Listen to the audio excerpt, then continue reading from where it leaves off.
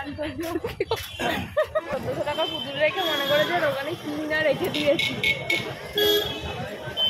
Hello, welcome back to my channel. আশা করি তোমরা সকলে খুব ভালো আছো, আমরাও খুব ভালো আছি। বলে না যে হাতে যতক্ষণ টাকা থাকে বা যেদিনকে স্যালারি ঢোকে ওই দিনকে রাস্তায় ঘুটে বিক্রি করলেও কিনতে ইচ্ছে করে।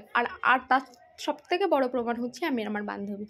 আমরা গেছিলাম শপিংয়ে, ওরও ডিউটি ছিল আমারও ডিউটি, দুজনে বেরিয়ে তারপরে গেছিলাম একটা জিনিস কিনতে। 10-15টা জিনিস কিনে নিয়ে এসেছি বাড়ি। তারপরে গেছিলাম চায়ের দোকানে, তারপরে অরুণ আইসক্রিম থেকে শুরু করে চা ফুচকা সবই খেয়ে নিয়েছি। আর ওখানে গিয়ে একটা দোকানে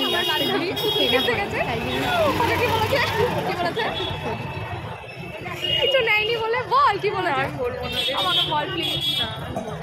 বল না কি বলেছে কিছু নেয়নি।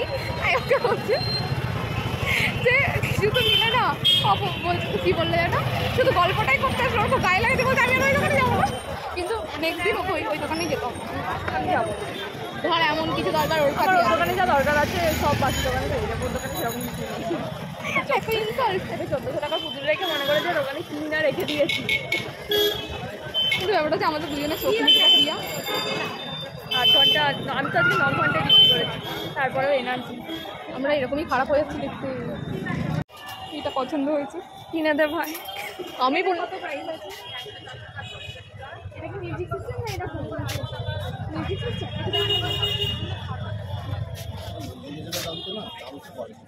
আর কই দেখি পরেটা।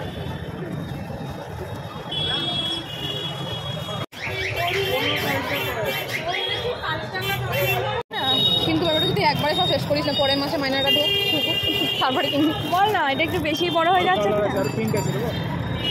না এটা এত বড় লাগে না, তুই তো খাবার কিন্তু ভাত ফাত নিয়ে যাস তো, লাগে যেমন আমার জন্মদিনে কিন্তু ওটাই লাগবে। এই মাছের এটা কত আছে দেখতে হবে। আইলাস কিনা দিবি? 550 ডিসকাউন্ট নেই? 550 দাম। 180 টাকা আছে। ওইটা কথা বললাম। তোমার হচ্ছে কি যে এই যে বাঁদরামি মারার পর আমরা চলে গেছিলাম বাড়ি, ওর বাড়ি আমি আমার বাড়ি। আজকের মতো টাটা।